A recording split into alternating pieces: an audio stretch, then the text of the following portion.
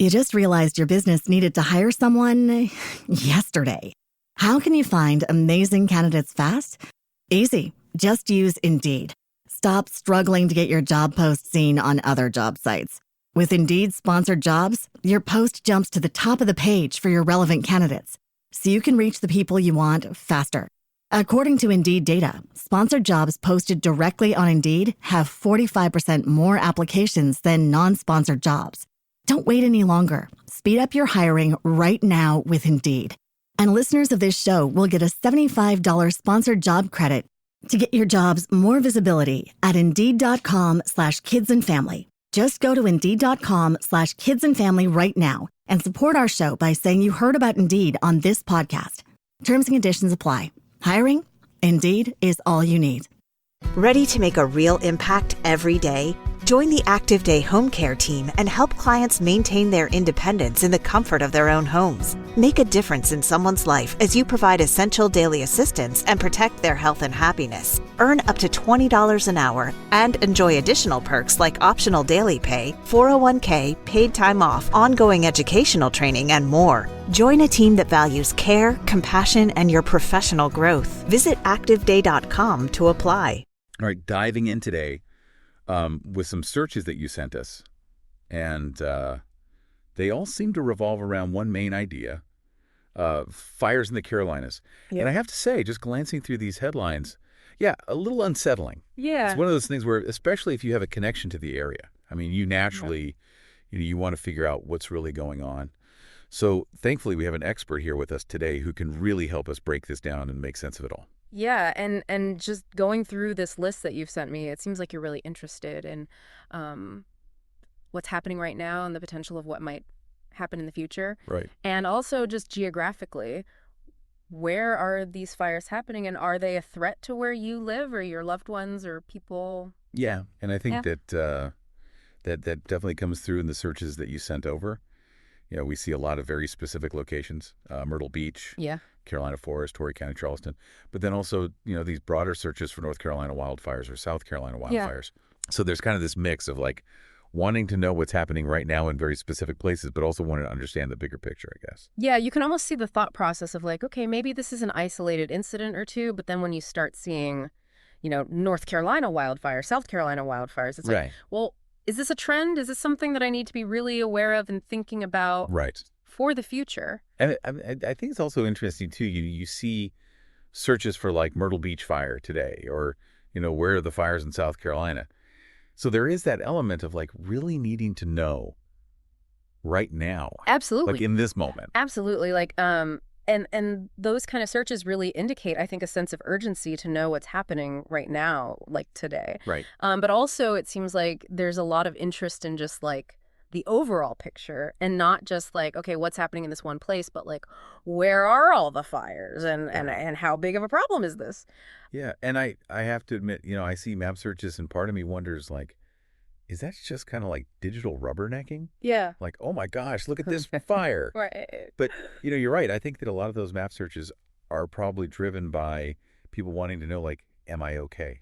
Are my loved ones okay? Yeah, absolutely. I mean, and just seeing, like, especially with a map, you can see, okay, here's where the fire is, here's where I am. Like, that gives you a real sense of proximity and potential danger. Right.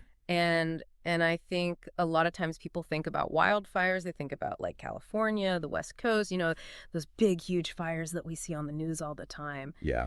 But this really brings it home that it can happen anywhere. Right. And it's something that we all need to be aware of. And so then it becomes this question of, what do we do? What can we do? Exactly. We've got a lot of searches here that, either explicitly mention or really hint at things like climate change, forest management. Yeah.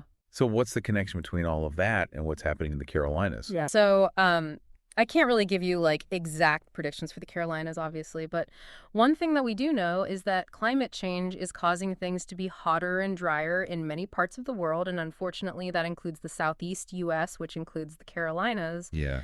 And when things are hotter and drier, you get kindling, basically. You get fuel for these wildfires to ignite and spread more rapidly. So it's almost like it's creating the perfect conditions. Yeah, exactly. The conditions are becoming more and more ripe for wildfires. Yeah. And then on top of that, you have things like land use changes, For example, more and more development is pushing into forested areas, so you have more people living closer to where these wildfires are likely to occur. Right. More people at risk. Exactly. More people at risk, and also more opportunities for those wildfires to start, whether it's from a stray ember from a campfire or, a power line that sparks or something like that. Man, that's a little unnerving. Yeah, it is. It's definitely something to be aware of, but, it's not all doom and gloom. Like, there are things that we can do about it. Okay. So what can people do? Well, first of all, just being aware of the problem is a huge first step. Right. And then once you're aware of the problem, you can start to take steps to protect yourself and your property and your community. So things like creating defensible space around your home. Okay.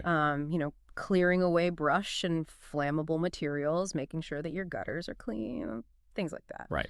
You can also support responsible forest management practices. So that means supporting policies that promote thinning out forests and prescribe burns and things like that, because those actually help to reduce the risk of wildfires in the long run.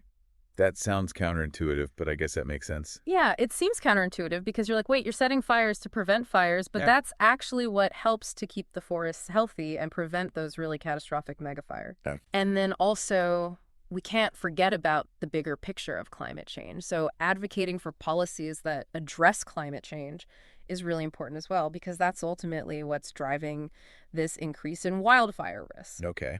So there's a lot that we can do both on an individual level and on a community level and a policy level to help reduce the risk of wildfires. Well, that is a lot to take in, but it is encouraging to know that there are things that people can do. Absolutely. And I think, the searches that you sent over really show that you are concerned and you're engaged and you want to learn more. And that's the first step. Absolutely.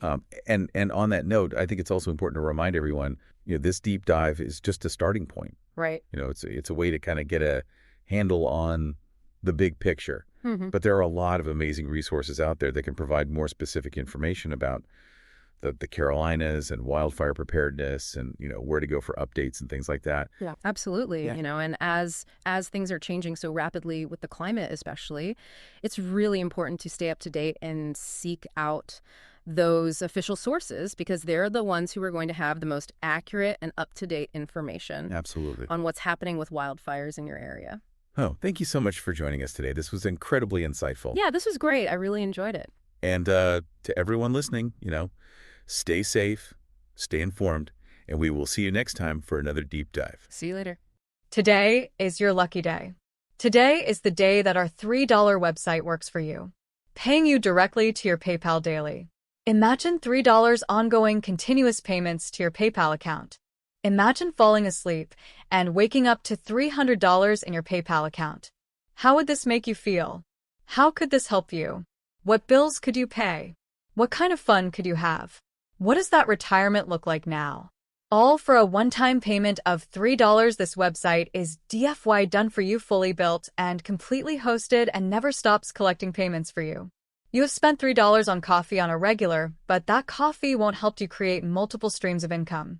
Click the link below.